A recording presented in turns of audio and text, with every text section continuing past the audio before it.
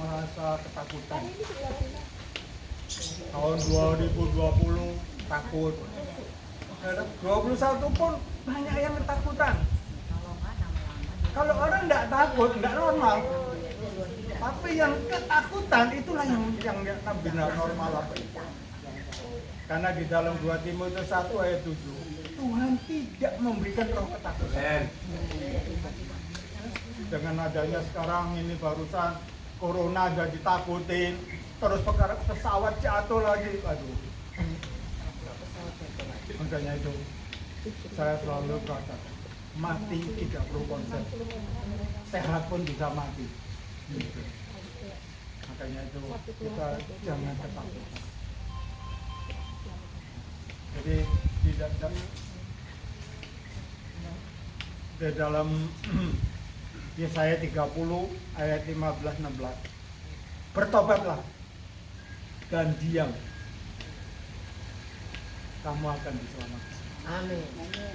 Dengan tenang kamu percaya kamu diberi. Tapi saya nggak mau. Wah, saya akan naik kuda. Dikejar, aku akan menaik kuda lebih pangkat. Aku nyaman. Kalau kita tidak lagi punya takut, itu menjadi sombong. Kuda kan lambang kesombongan. Yesus sendiri naik keledai. Jadi kita nggak sadar jadi manusia sombong. Manusia sombong ini saya katakan bukan cuma orang duniawi, orang Kristen pun menjadi sombong. Karena apa? Karena untukku percaya kamu akan diselamatkan. Kalau ada tunggu doa. Kita mengalami seperti Bartimeus kemarin saya katakan di Markus 10 ayat 46. Waktu dipanggil Tuhan jumlahnya dibuka. Artinya apa? Kejelekan, kebencian, kepahitan. Segalanya itu dibuang semuanya. Baru kita hidup di dalam Tuhan. Makanya itu yang perlu saya takut. Saya juga takut. Saya juga khawatir. Keponakan saya sekarang juga kena corona. Surabaya. Saya kadang-kadang sudah emosi, tapi bisa emosi, kadang nggak bisa. Sudah dikasih tahu begini. Sudah satu kantor ikut kena corona, dia mesti tetap masuk. Loh, abang goblok man sekali kamu kok sombong. Dari sini sudah. Pokoknya saya sudah ke gereja, rajin ke gereja, bangun gereja, misalnya semuanya sudah lakukan. Kamu menjadi sombong banget. Makanya tadi kita bertobat dan diam. Dan ayat 20-nya diam di Yerusalem. Di Yerusalem artinya apa diam? Walaupun roti cuma sedikit, air cuma sedikit, tetapi Tuhan melihat. Tapi ayat 23, setelah itu Tuhan memberikan hujan, memberikan segalanya, akhirnya diberkati berlimpah-limpah. Hidup di dalam Tuhan pasti akan berlimpah-limpah. Limpah-limpah itu untuk macam-macam hal. Di dalam keluarga kita hidup damai sejahtera dan cinta. Makanya itu perlu kita diam di dalam Yoel 2 ayat 15-16. Bertobatlah dengan puasa. Jadi Tuhan akan memberkati. Jadi penting di dalam kehidupan kita perlunya puasa. Ini pagi untuk menghadapi Paskah. Saya mengucap syukur sama Tuhan. Walaupun saya tidak umur 75 tahun, untuk menghadapi Paskah. Paskah itu adalah puasa untuk Tuhan. Kita jangan meremehkan puasa. Tuhan bilang di dalam Lukas 5 ayat 35. Gimana muridmu Yohanes dan orang Bani semua berpuasa? Waktu aku masih ada, tidak perlu puasa. Dia jaga baik mantan laki-laki. Jadi selama kita masih Yesus belum mati di bangku, kamu tidak perlu puasa. Tapi setelah Yesus mati, kamu akan berpuasa. Makanya itu kata-kata kita akan meremehkan puasa. Saya mengucap syukur sama Tuhan selalu tadi kita berpuasa. diaturkan oleh Roh Kudus. Saya mesti bisa berpuasa. Beda saya puasa waktu tahun lalu sudah mulai puasa panjang 40 hari. Saya cuma minum. Dulunya enggak pakai makan, enggak makan, enggak minum. Tapi sekarang karena saya ada problem ginjal, saya minum puasa. Tapi minum kopi, enggak minum, cuma minum air putih. Kalau kita puasa, sorry bukannya enggak olahraga, saya enggak olahraga turun 5 kilo karena puasa. Disitulah olahraga itu juga penting ya.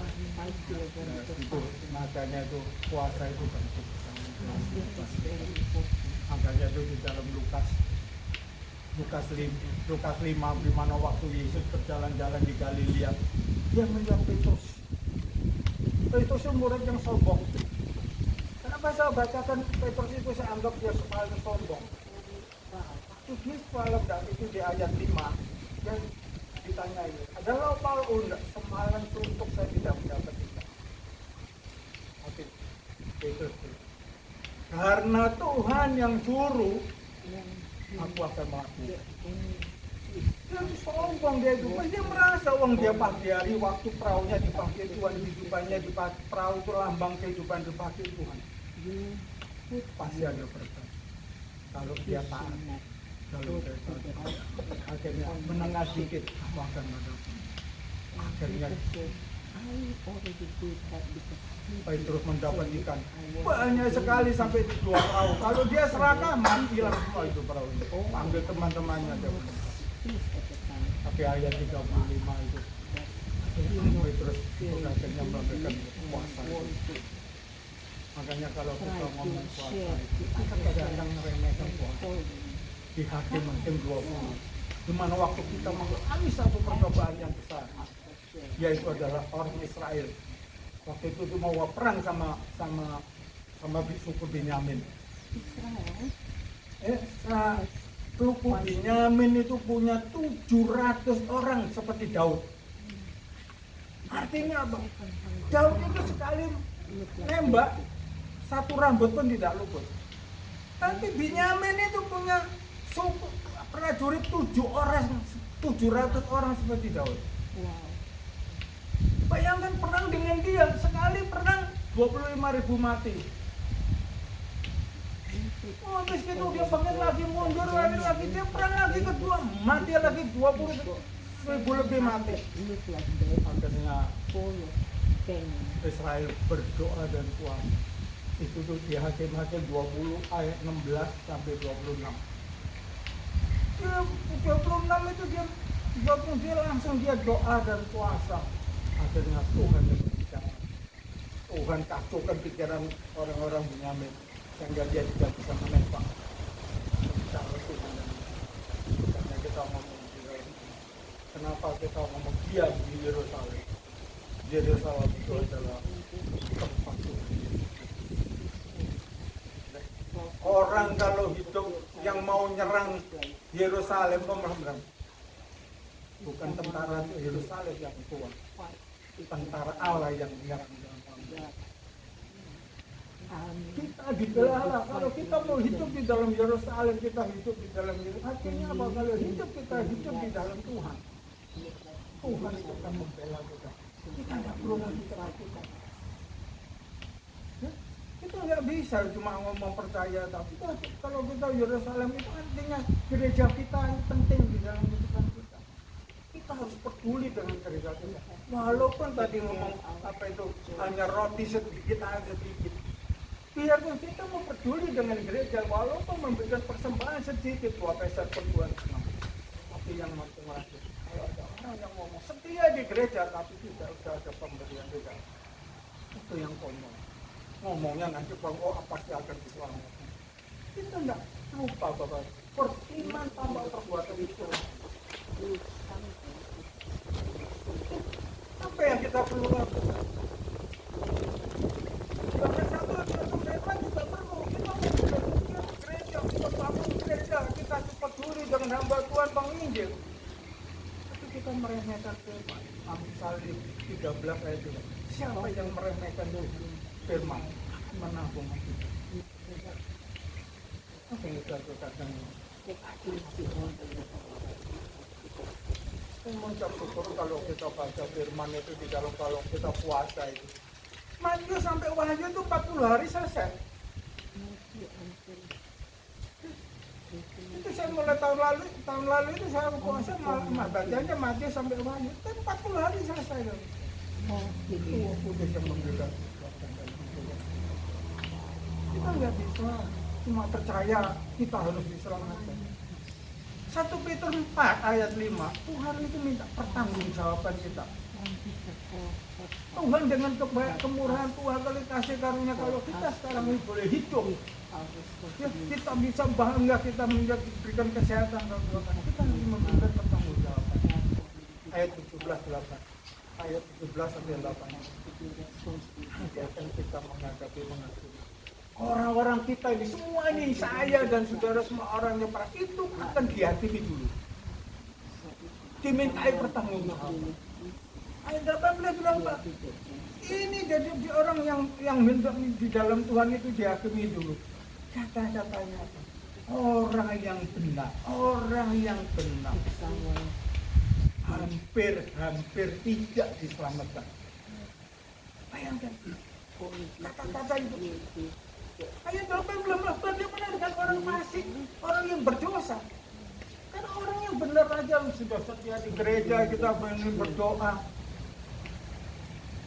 Kita harus berdoa itu harus mengakuan dosa. Yang penting itu pengakuan. 1 Yohanes 1 ayat 9. Ampunilah dosa. Tidak ada manusia tidak berdosa. Sejak zaman Adam semua berdosa. Pasti ada kekurangan. Jangan merasa sudah sombong, saya sudah memberi kolektor $1.000. Kan itu Lukas 12 ayat 48 kira apa? Siapa yang diberi banyak akan dituntut lebih banyak. Kita jangan sombong. Sombong itu paling bahaya di dalam kehidupan kita. Makanya itu di dalam 2 Korintus 5 ayat 10. Semua manusia akan dihakimi. Ayat 9, sudahkah hidup kita berkenan di hadapan Tuhan? Kalau kita hidup kita nggak berkenan sama Tuhan, kita nggak bisa memuji Tuhan, pujian Tuhan itu menyenangkan hati Tuhan. Tapi kalau kita memuji Tuhan, itu supaya di dalam Amsal 3 ayat 1 sampai 3. Hidup memuji Tuhan harus hidup dengan jujur. Sudah kita jujur, baru kita layak bisa memuji Tuhan. Nah, kalau kita masih jadi pembohong, berzina, berdusta semuanya, apakah layak pujian kita diterima oleh Tuhan?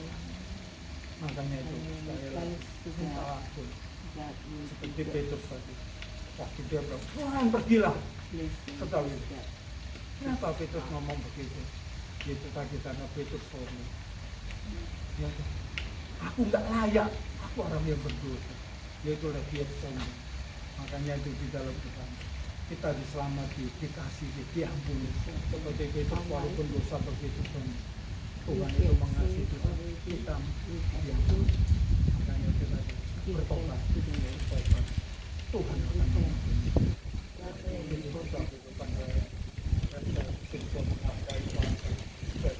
Bangun gereja, ya itu sudah saya lakukan semua seperti orang kaya di dalam Markus 10 itu tadi ayat 17-21. Waktu orang kaya itu ketemu Yesus, bagaimana Tuhan kalau saya mau hidup kekal?